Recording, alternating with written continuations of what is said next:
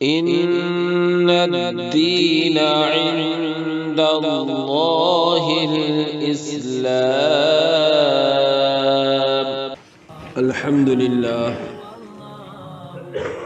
لله نحمده ونستعينه ونستغفره ونؤمن به ونتوكل عليه ونعوذ بالله من شرور أنفسنا ومن سيئات أعمالنا.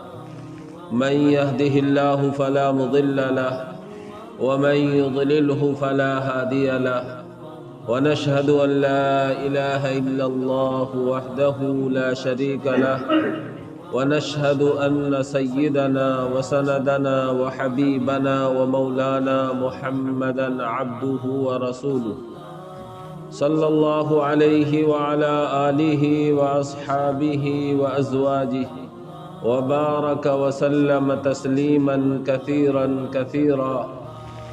أما بعد فأعوذ بالله من الشيطان الرجيم. بسم الله الرحمن الرحيم. يا أيها الذين آمنوا ادخلوا في السلم كافة ولا تتبعوا خطوات الشيطان إنه لكم عدو مبين. وقال تعالى إن الشيطان لكم عدو فاتخذوه عدوا إنما يدعو حزبه إلى عذاب السعير. وقال النبي صلى الله عليه وسلم المؤمنون هينون لينون كأعضاء جسد واحد، او كما قال نبینا صلی اللہ علیہ وسلم. محترم بزرگوں، بھائیوں، اللہ جل جلالہ وعم نوالہ کا بے انتہا احسان ہے کہ اللہ نے مجھے آپ کو اپنے پیارے حبیب حضرت محمد الرسول اللہ صلی اللہ علیہ وسلم کا لایا ہوا دین اور آپ علیہ الصلاۃ والسلام کی شریعت ہم سب کو عطا کی.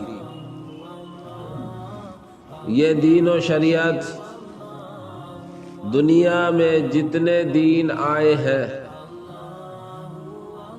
سب سے اعلیٰ اور افضل ہے. نبی پاک صلی اللہ علیہ وسلم کے دنیا میں آنے سے پہلے دین بھی ناقص تھا اور رسالت و نبوت کا سلسلہ بھی ناقص تھا. جب نبی پاک صلی اللہ علیہ وسلم دنیا میں تشریف لے آئے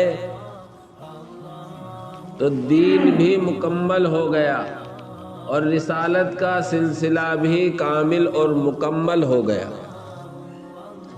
خود اللہ کے نبی حضرت محمد الرسول اللہ صلی اللہ علیہ وسلم نے اس کی مثال حدیث پاک میں یوں ارشاد فرمائی کہ کسی نے بہت شاندار محل بنایا اور شاندار محل بالکل تیار ہو گیا، لیکن ایک خاص جگہ پر ایک اینٹ کی جگہ چھوڑ دی. محل تیار ہو گیا، علاقے میں شہرت ہو گئی، دور دور سے محل کو دیکھنے کے لیے لوگ آنے لگے. سارے محل میں گھومتے ہیں، ہر چیز کی تعریف کرتے ہیں، فلاں چیز بھی بہت خوبصورت، فلاں چیز بھی بہت خوبصورت اور فلاں بھی بہت خوبصورت. لیکن خاص موقع پر ایک اینٹ کی جگہ خالی ہے. ہر ایک کی نگاہ وہاں پڑتی ہے، کہتا ہے کہ محل تو بہت خوبصورت ہے لیکن یہ ایک اینٹ کی جو جگہ خالی رہ گئی اس سے اس کی خوبصورتی میں، اس کی رونق میں، اس کی چمک دمک میں کمی ہے. کیا اچھا ہوتا کہ اس ایک اینٹ کی جگہ کو بھی پر کر دیا جاتا اور یہ محل کسی بھی طرح کے نقص سے پاک ہو جاتا۔ اللہ کے نبی صلی اللہ علیہ وسلم فرماتے ہیں کہ جس طرح محل کی ایک اینٹ کی جگہ خالی تھی اور اس اینٹ کے پورا کرنے پر وہ محل ہر طرح کے نقص سے پاک ہو جائے گا، وہ اینٹ یوں سمجھو کہ شاندار محل کی آخری اینٹ میں تھا۔ یعنی نبی پاک صلی اللہ علیہ وسلم دین و شریعت کو مکمل کرنے والے، شریعت کا جو اللہ نے ایک محل بنایا، دین کا جو ایک خوبصورت راستہ دیا، اس میں نبوت و رسالت کی آخری کڑی، آخری اینٹ میرے اور آپ کے پیارے حبیب حضرت محمد الرسول اللہ صلی اللہ علیہ وسلم کی ذات بابرکات ہے۔ جب آپ دنیا میں تشریف لے آئے، آپ نے رسالت و نبوت کا اعلان کر دیا، تو اللہ نے جو پورا محل تیار کیا تھا وہ کامل و مکمل ہو گیا، اس میں کسی طرح کا کوئی نقص باقی نہیں رہا۔ اس لیے قرآن نے حجۃ الوداع کے موقع پر قرآن میں اللہ نے یہ آیت نازل فرمائی، اليوم اکملت لکم دینکم واتممت علیکم نعمتی ورضیت لکم الاسلام دینا۔ اللہ نے اعلان کیا، آج میں نے تمہارے لیے تمہارے دین کو مکمل کر دیا۔ معلوم یہ ہوا کہ اس سے پہلے ابھی دین مکمل نہیں تھا۔ وَأَتْمَمْتُ عَلَيْكُمْ نِعْمَتِي، اور میں نے تم پر اپنی نعمتوں کو بھی مکمل کر دیا۔ معلوم یہ ہوا کہ اس سے پہلے ابھی نعمتیں بھی مکمل نہیں تھیں۔ وَرَضِيتُ لَكُمُ الْإِسْلَامَ دِينًا، اور اس میں خاص طور سے امت محمدیہ مخاطب ہے، میں نے تمہارے لیے دین اسلام کو منتخب کیا، پسند کیا۔ دوسری جگہ ارشاد فرمایا، هُوَ سَمَّاكُمُ الْمُسْلِمِينَ مِنْ قَبْلُ وَفِي هَذَا، اللہ نے اسلام اور مسلمان کا لقب صرف اور صرف امت محمدیہ علی صاحبہ الصلاۃ والسلام کو عطا فرمایا۔ اس سے پہلے جائیں عیسیٰ علیہ الصلاۃ والسلام کو ماننے والے عیسائی، موسیٰ علیہ الصلاۃ والسلام کو ماننے والے یہودی، پھر باقی نبیوں میں قوم لوط، قوم ہود، قوم ثمود، قوم صالح، اس طریقے سے قوموں سے مشہور ہیں۔ لیکن امت محمدیہ کو قوم محمد نہیں کہا گیا، عیسائیوں کی طرح محمدی نہیں کہا گیا، ان کا خاص طور سے اللہ نے نام ذکر کیا، ہوا سماکم المسلمین۔ اللہ نے تمہارا اس قرآن کریم میں بھی مسلمان نام ذکر کیا ہے، وَمِن قَبْلُ، اور اس سے پہلی کتابوں میں بھی تمہیں مسلمان کہا گیا، اور یہاں فرمایا وَرَضِيتُ لَكُمُ الْإِسْلَامَ دِينًا، تمہارے لیے دین اسلام کو تمہارے لیے میں نے پسند کیا۔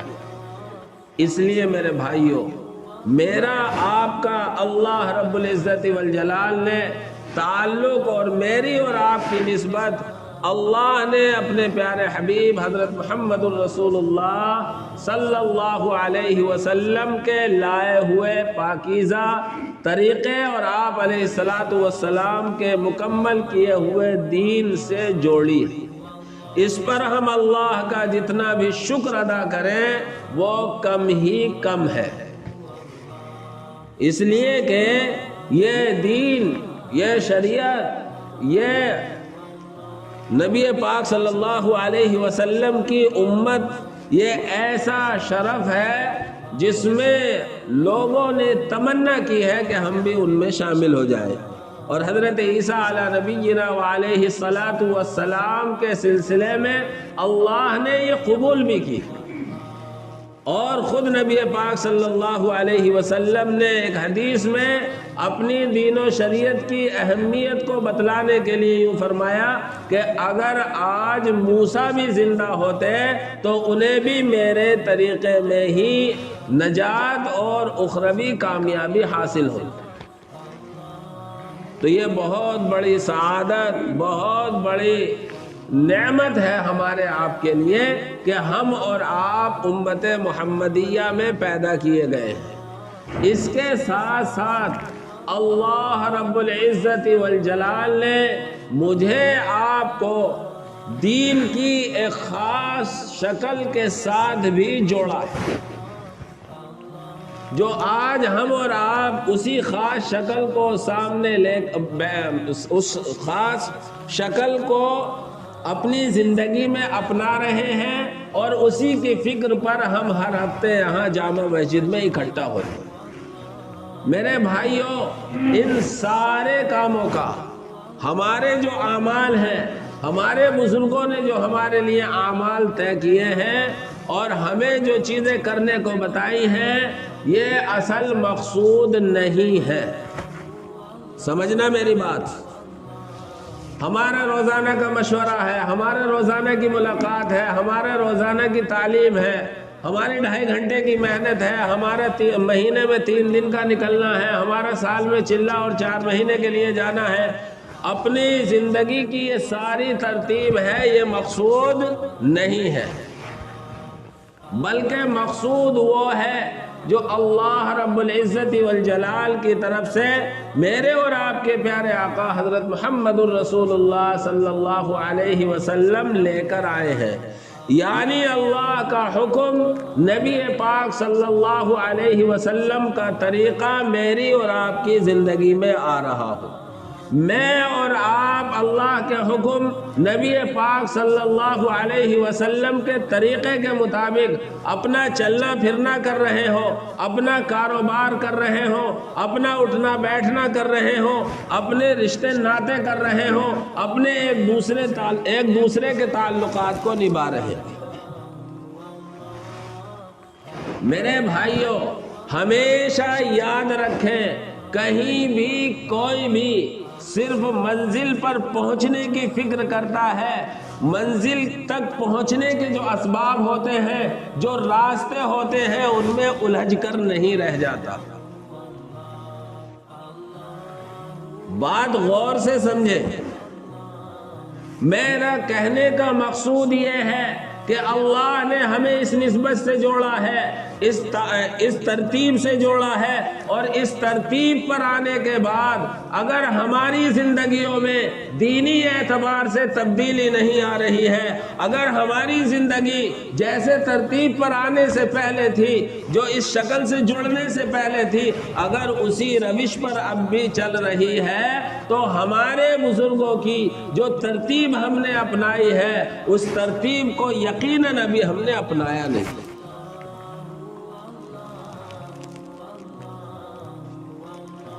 اس ترتیب پر آنے کا مقصد یہ ہے کہ میری زندگی میں تبدیلی آ رہی ہو۔ اس ترتیب پر آنے کا مقصد یہ ہے کہ میری زندگی سے برائیاں نکل رہی ہوں اور اللہ کے نبی صلی اللہ علیہ وسلم کی سنتیں میری زندگی میں آ رہی ہیں۔ خذوا ما آتاکم الرسول، اللہ کے رسول صلی اللہ علیہ وسلم نے جن کاموں کے کرنے کو کہا ہے، میں ان کو کرنے والا بن جاؤں۔ وما نہاکم عنہ فانتہوا، اور اللہ کے رسول صلی اللہ علیہ وسلم جن کاموں سے منع کر کے گئے ہیں، جن کاموں سے روکا ہے، میں ان سے رکنے والا بن جاؤں، تب تو میں اپنی اس ترتیب پر آنے میں کامیاب۔ اس لیے میرے بھائیوں، اللہ نے مجھے آپ کو اس ترتیب سے نسبت اور تعلق دیا ہے، میں اور آپ اس ترتیب کو اپنی زندگی میں لا رہے ہیں، تو اس ترتیب کے ذریعے اپنے مقصد کو ہرگز نہ بھولیں۔ مقصد یہ ہے کہ میں اللہ کا حکم، نبی پاک صلی اللہ علیہ وسلم کا طریقہ اپنی زندگی میں لا رہا ہوں۔ کہیں ایسا نہ ہو کہ ہم صرف اسباب میں پھنس کر رہ جائیں، حالانکہ ہمیں اسباب سے نکلنے کو کہا جا رہا ہے، ہماری نظر اسباب سے ہٹ کر مسبب الاسباب پر لے جانے کی محنت ہمارے بزرگ کر رہے ہیں، لیکن کہیں ہم اسباب ہی میں الجھ کر نہ رہ جائیں۔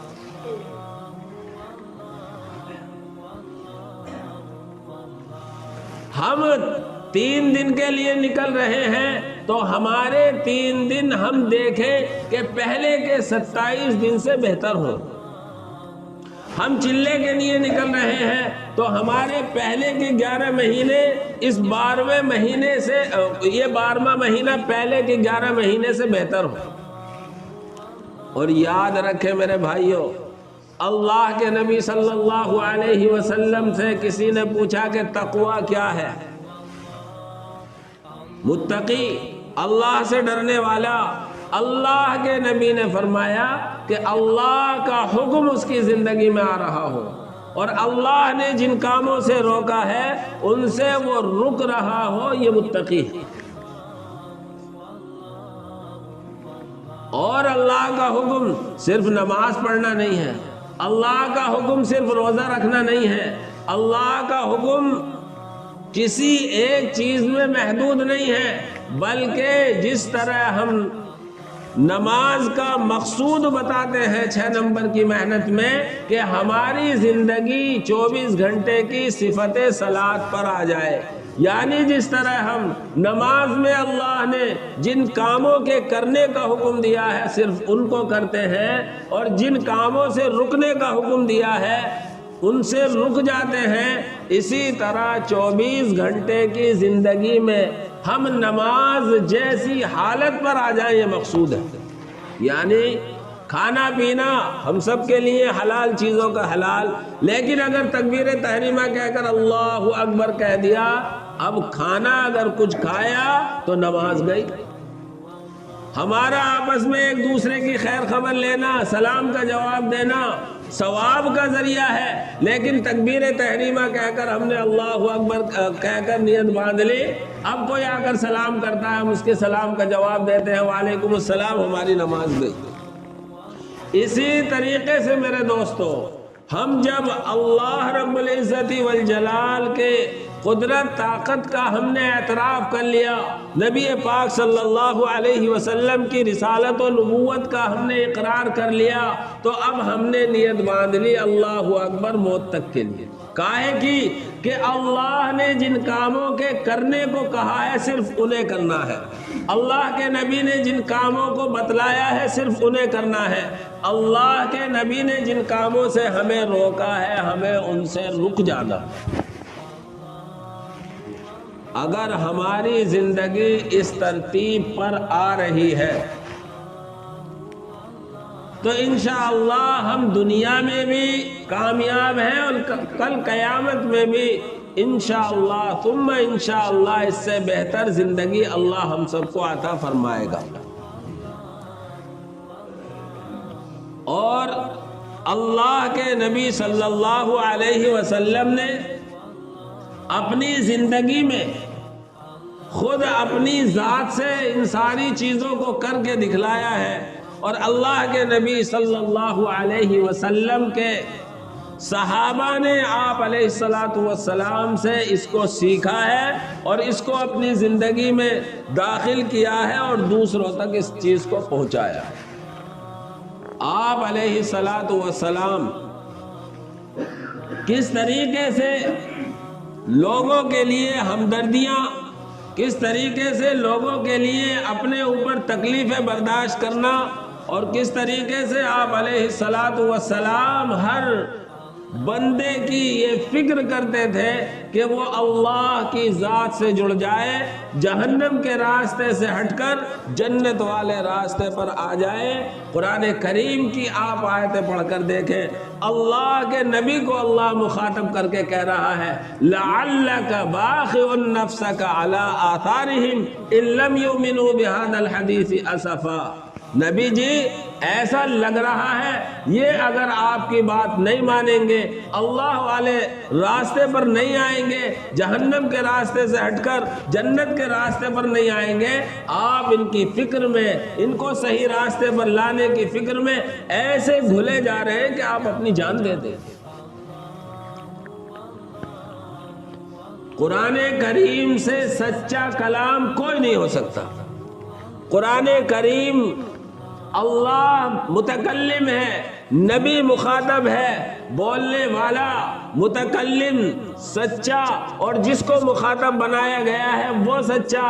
اللہ کہہ رہا ہے لعلک باخع نفسک علی آثارہم، شاید آپ اپنی جان دے دیں گے۔ اندازہ لگائیے میرے نبی حضرت محمد الرسول اللہ صلی اللہ علیہ وسلم کی امت کی خاطر کیسی کڑھن تھی، کیسے فکر مند تھے۔ آپ کا کوئی ذاتی مسئلہ نہیں تھا، آپ دنیا کے روزی روٹی کے لیے نہیں تھے، آپ کی ہر فرد امت سے جو نسبت جڑی تھی، آپ ہر فرد امت کے لیے جو فکر مند تھے، اس بات کی فکر مند تھے کہ اللہ کی ذات سے جڑ جائے، غیر اللہ کی ساری چیزوں کو، دنیا کے سارے نقشوں کو چھوڑ کر ایک خدا کی طاقت اور اس کی قوت پر ان کا یقین ہو جائے۔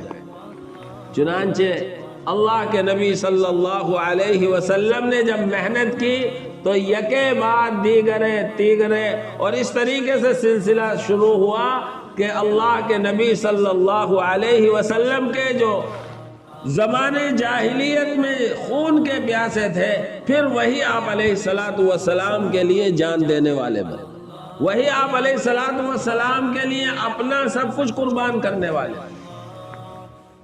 اسی طریقے سے میرے بھائیوں، اللہ نے ہم دعوت و تبلیغ سے جن کو نسبت دی ہے اور جو ایک دوسرے سے جڑے ہوئے ہیں، یوں تو پوری مخلوق اللہ کا کنبہ ہے، لیکن خصوصاً جو ہمارے ساتھی، ہمارے ہاتھ پیر ہیں، جو ہمارے معین و مددگار ہیں، جو ہماری اس ترتیب کو لے کر آگے بڑھ رہے ہیں، انہیں، ہمیں اور آپ کو نبی پاک صلی اللہ علیہ وسلم کی صفت ہمدردی، آپ کی صفت ایثار کو اپنے اندر پیدا کر کے ان ساتھیوں کو جوڑ کر چلنا۔ ایسا نہ ہو کہ میری بد زبانی کی وجہ سے کسی ساتھی کے دل پر چوٹ لگی اور وہ دین پر آگے بڑھ رہا تھا اور میری بد زبانی اس کے لیے دین سے پیچھے ہٹنے کا ذریعہ بن گیا۔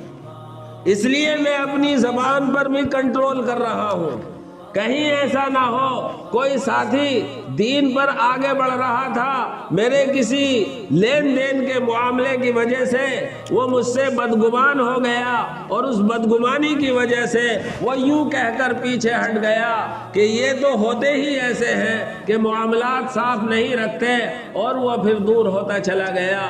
یہ میرے بھائیوں، میری ایک کمی کی وجہ سے ایک ساتھی ہٹا اور پھر نہ جانے وہ کتنوں کا ذہن خراب کرے گا اور یہ ہمارا خاندان کمزور ہوتا چلا جائے۔ اس لیے نبی پاک صلی اللہ علیہ وسلم کو مخاطب کر کے کہا وَلَوْ كُنْتَ فَضًّا غَلِيظَ الْقَلْبِ لَانْفَضُّوا مِنْ حَوْلِكَ۔ احد کے موقع پر، جنگ احد کے موقع پر آپ علیہ السلام کو تکلیف پہنچی، بہت سے صحابہ شہید ہوئے۔ آپ علیہ السلام کی زبان پر بھی ایک جملہ آیا کیف افلح قوم آذوا نبیہم، وہ قوم کیسے کامیاب ہو سکتی ہے جس نے اپنے نبی کو تکلیف دی۔ کیسی تکلیف؟ آپ کا دندان مبارک شہید ہوا، خود کی کڑی گھس گئی اور یہ جملہ زبان پر آیا، اللہ نے کہا یہ آپ کا کام نہیں۔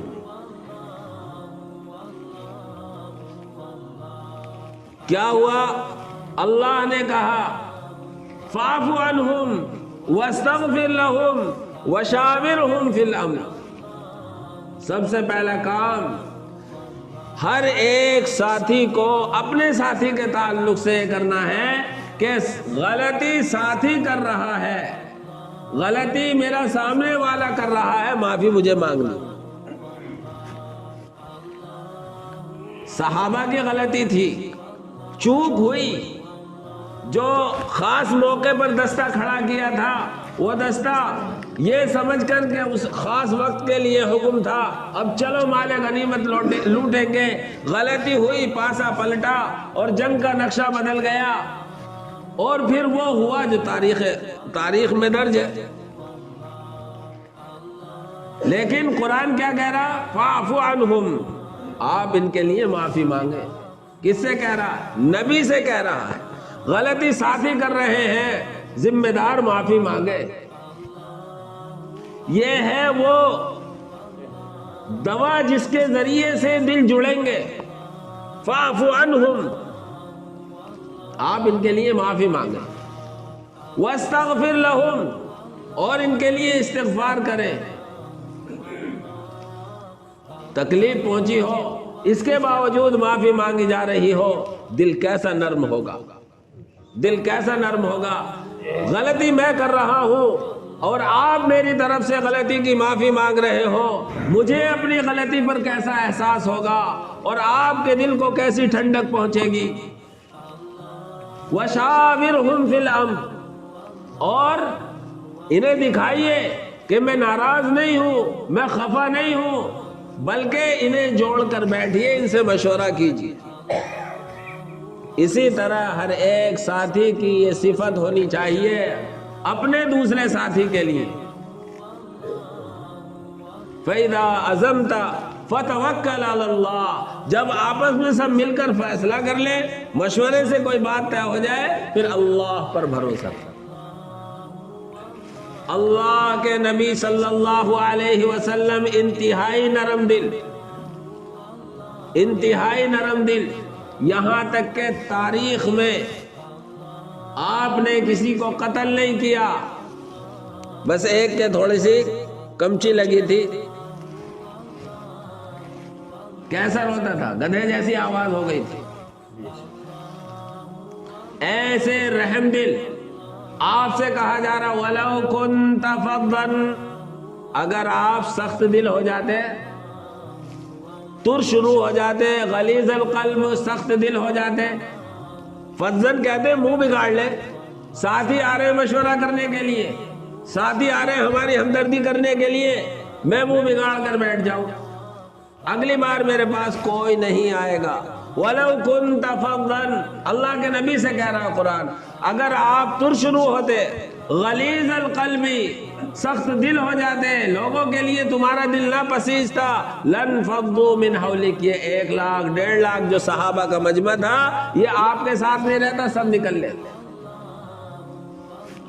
حضرت عائشہ رضی اللہ تعالی عنہ کی روایت ہے، ایک مرتبہ یہودی آئے، یہودیوں نے ہمیشہ شرارت کی ہے اور اسلام کے دشمن رہے ہیں۔ حضور کے زمانے میں بھی آتے تھے، مدینے میں حضور کی مجلس میں آ کر کہتے السلام علیکم، السلام کی جگہ السام، السام کے معنی موت، تم پر موت ہو، ایسی شرارت کرتے تھے۔ قرآن نے پہلے پارے میں کہا ہے، کبھی کہتے تھے راعینا، راعی کے معنی چرواہے کے ہیں، راعینا اگر جلدی سے کہہ دیں گے اس کا مطلب ہے ہماری رعایت کرو، ہمیں بات سمجھ میں نہیں آئی، اور اگر اسی کو کھینچ دیا راعینا تو ترجمہ ہو جائے گا ہمارے چرواہے، تو ازراہ شرارت راعینا کھینچ کر کہتے تھے، اور مجلس میں آتے السلام علیکم کہتے تھے، تم پر موت ہو۔ حضرت عائشہ نے اندر سے سن لیا، حضرت عائشہ بڑبڑائی، برا بھلا کہنے لگی، اللہ کے نبی نے کہا عائشہ کنٹرول، کہ اللہ کے نبی آپ نے نہیں سنا یہ کیا کہہ رہے تھے، کہ میں نے سن لیا اور ان کا ان پر لوٹا دیا، وعلیکم۔ اور اس وقت اللہ کے نبی نے فرمایا کہ عائشہ نرمی ایسی چیز ہے جہاں آ جائے گی وہاں حسن پیدا ہو جائے گا، نرمی ایسی چیز ہے کہ جہاں آ جائے گی اس میں حسن پیدا ہو جائے گا، اور جہاں سے نکال لی جائے گی اس میں عیب پیدا ہو جائے گا۔ اس لیے میرے بھائیوں، ہم اپنے ساتھیوں کے لیے، ہم اپنے معاون اور مددگاروں کے لیے نرم بنے، نرمی پیدا کریں۔ اس لیے سب سے پہلے تو میرے بھائیوں، ہم اپنی زبان کا صحیح استعمال کریں، ہم اپنے بھائی کی دلجوئی کریں، ہم اپنے بھائی کے ساتھ ایثار، قربانی اور ہمدردی کا مظاہرہ کریں۔ اللہ کے نبی صلی اللہ علیہ وسلم اور حضرات صحابہ کا ایثار نمونہ ہے۔ ایسے نمونے پیش کر دیے ہیں کہ تاریخ انسانی میں کوئی نمونہ ایسا پیش نہیں کیا جا سکتا۔ حاتم طائی بڑا سخی آدمی تھا، اللہ کے نبی نے بھی اس کی سخاوت کی تعریف کی ہے، لیکن میرے بھائیوں صحابہ اور آپ علیہ الصلاۃ والسلام کے مقابلے میں بھی اس کی سخاوت ہے۔ اللہ کے نبی صلی اللہ علیہ وسلم کے گھر ایک مہمان آتا ہے، گھر میں کچھ نہیں ہے، 2 دن سے چولہا نہیں جلا ہے۔ اللہ کے نبی نے صحابہ میں سے کہا کون ہے اس مہمان کی میزبانی کرے گا؟ حضرت ابو طلحہ انصاری رضی اللہ تعالی عنہ کہنے لگے اللہ کے نبی میں میزبانی کروں گا۔ گھر گئے، پتہ کیا، بیوی سے پوچھا، کہنے لگی بچوں کے لیے کچھ ہے اور تو کچھ ہے نہیں۔ انہوں نے کہا کہ بچوں کو تم بہلا پھسلا کر سلا دینا، دیر سے میں مہمان کو لاؤں گا، اور ایک آدمی کے کھانے کے بقدر ہے کھانا، میں 7 دسترخوان پر بیٹھ جاؤں گا، اور تم چراغ کو درست کرنے کی نیت سے چراغ کو بجھا دینا۔ اندھیرے میں مہمان کے ساتھ میں یہ ڈھونگ کرتا رہوں گا کہ جیسے میں بھی کھا رہا ہوں اور مہمان پیٹ بھر کر کھا لے گا۔ یہ لفظ ڈھونگ میں نے اپنے یہاں کے محاورے میں ترجمہ کیا۔ چنانچہ ایسا ہی ہوا، ایسا ہی ہوا۔ دیر رات سے انہیں کھانے کے لیے لائے اور بیوی نے پلان کے مطابق چراغ بجھایا، اور وہ دونوں آپس میں باتیں کرتے رہے اور ظاہر کرتے رہے ابو طلحہ کہ میں بھی کھا رہا ہوں، اور مہمان نے پیٹ بھر کر کھانا کھا لیا۔ اللہ نے قرآن کریم میں آیت نازل فرمائی وَيُؤْثِرُونَ عَلَىٰ أَنفُسِهِمْ وَلَوْ كَانَ بِهِمْ خَصَاصَةٌ۔ یہ لوگ تو وہ ہیں یہ اپنے مقابلے میں دوسرے کو ترجیح دیتے ہیں اگرچہ انہیں کیسا ہی فقر و فاقے کی حالت۔ تاریخ انسانی میں ایسی مثالیں نہیں مل سکتی۔ یہ مثالیں نہیں ہیں، یہ میرے اور آپ کے لیے اپنے ساتھیوں کے ساتھ ہمدردی کی مثالیں، کہ میں اور آپ اپنے ساتھیوں کے ساتھ ایسی ہمدردی کریں۔ اور الحمدللہ ثم الحمدللہ ہمارا مجمع ہے ایسا، اور ہونا چاہیے کہ ہم ایک دوسرے کی خبرگیری بھی کریں اور ایک دوسرے کی رعایت بھی کریں۔ اسی کے ذریعے کام آگے بڑھے گا اور دین آگے بڑھے گا۔ ضیافت یہ ایسی چیز ہے کہ اس کے ذریعے سے دشمن کا بھی دل نرم ہوگا۔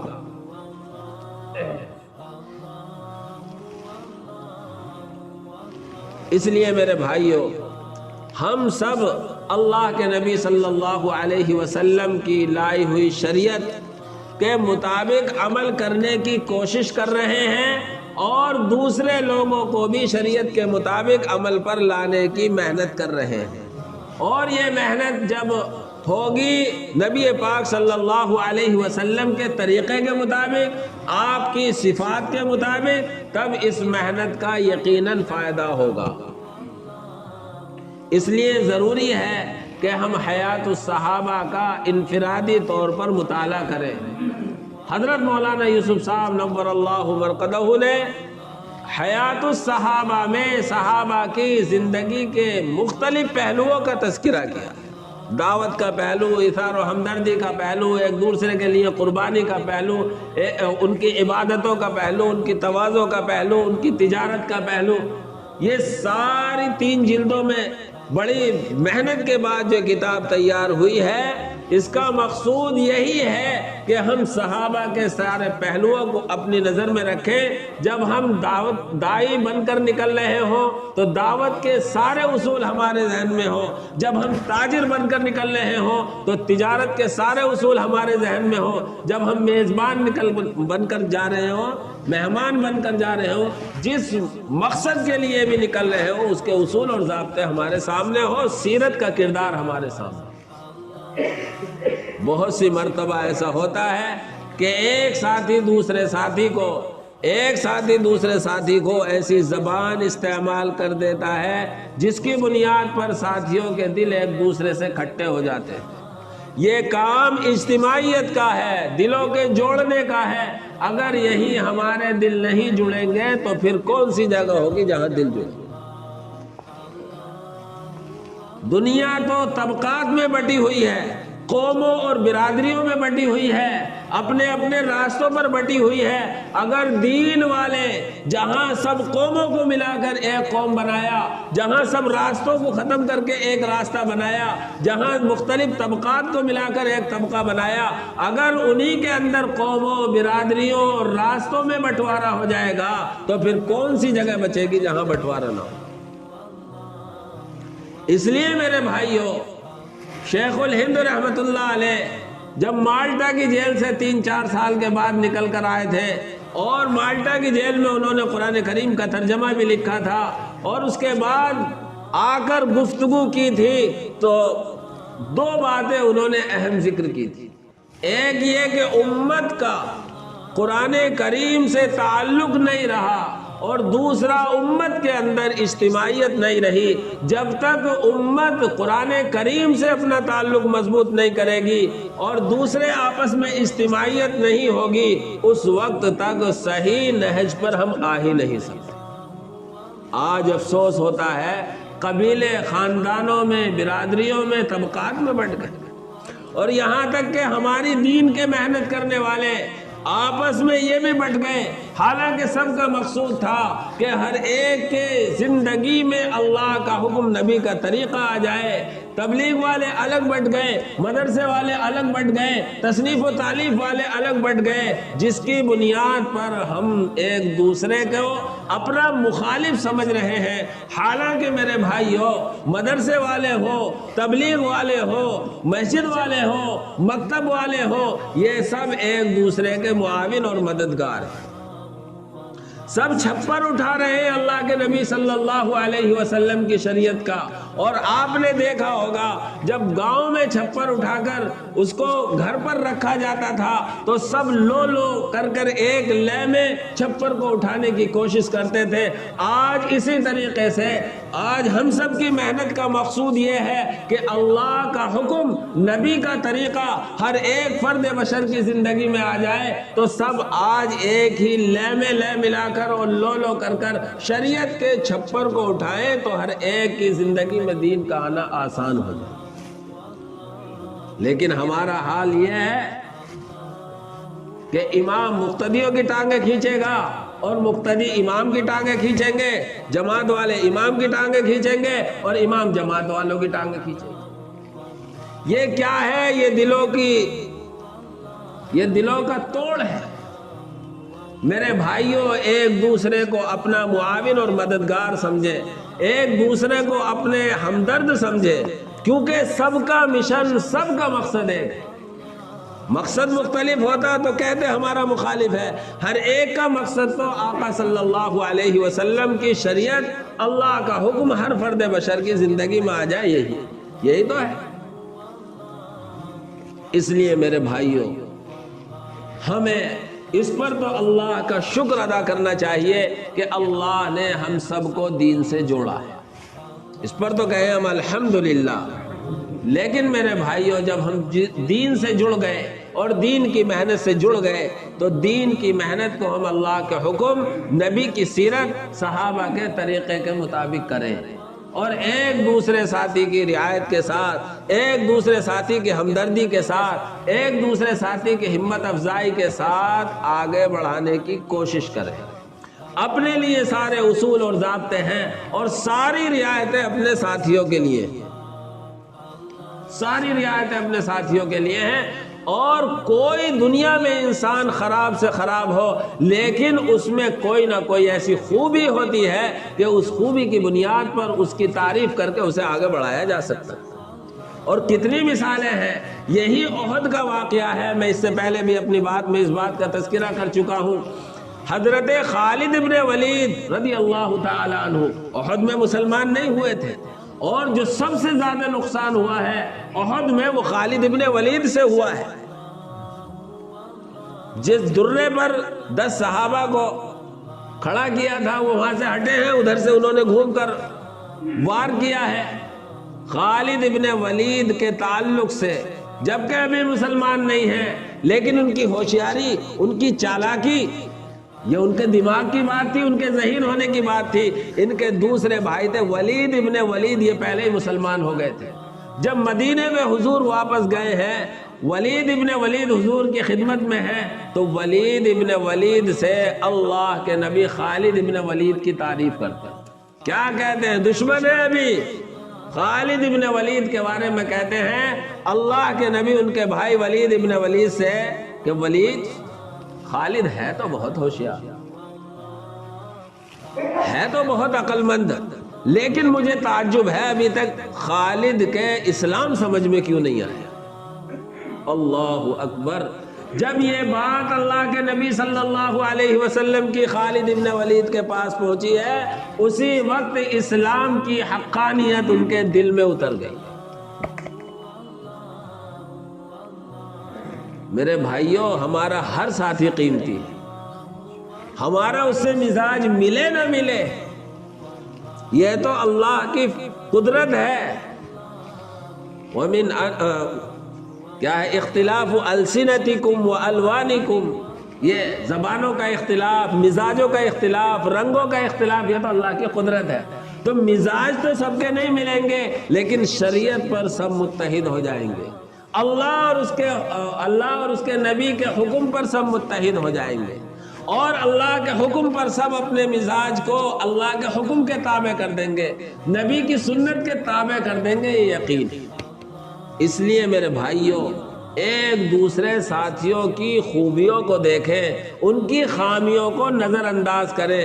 یہ کام ہی خوبیوں کا لین دین ہے. یوں کہتے نا، یہ تو یہ کہتے 3 انگلیاں اس کی طرف اشارہ کر رہی ہوتی ہیں ایک دوسرے کی طرف. یہ پیغام دے رہی ہوتی ہے کہ دوسرے کی طرف انگلی اٹھانے سے پہلے 3 انگلیاں تیری طرف ہیں، تو پہلے اپنے گریبان میں جھانک. اس لیے میرے بھائیوں، دوسرے ساتھیوں کی خوبیوں پر نظر ہو اور ان خوبیوں کو ان سے تذکرہ کر کے یا ان سے کے ملنے جلنے والوں سے تذکرہ کر کے ان کے حوصلے کو بڑھائیں. اللہ کے نبی کی سنت، جیسے خالد ابن ولید کے اندر خوبی تھی، چالاکی، ہوشیاری، عقل مندی، ان کے بھائی ولید ابن ولید سے تذکرہ کیا اور وہ بات وہاں پہنچی اسلام کے. پھر اللہ کے نبی نے کیا کہا؟ سیف من سیوف اللہ، اللہ کی تلواروں میں سے ایک تلوار. صرف ایک خوبی کی تعریف اور اس کا تذکرہ کرنے کی بنیاد پر اللہ نے پھر کتنا کام لیا. اسی طرح ہم اپنے ساتھیوں کی خامیوں کو نظر انداز کر کے، ہر ساتھی میں یقیناً کوئی نہ کوئی خوبی ہے، اس خوبی کا ہم ساتھیوں سے تذکرہ کریں، اس کو اپنے سامنے رکھیں اور اس کو سامنے رکھ کر ہمت افزائی کریں. انشاءاللہ ثم انشاءاللہ ہم سب بھی دین پر آگے بڑھیں گے اور اللہ ہمارے ذریعے سے دوسروں کو بھی دین پر آگے بڑھنا آسان فرمائے گا. کریں گے سب انشاءاللہ. اسی کے لیے یہ ساری محنت ہے. میں نے ابتدا میں کہا تھا کہ یہ اسباب ہیں، لیکن میرے بھائیوں، ان اسباب کو اختیار کرنا بھی ضروری ہے منزل مقصود تک پہنچنے کے لیے.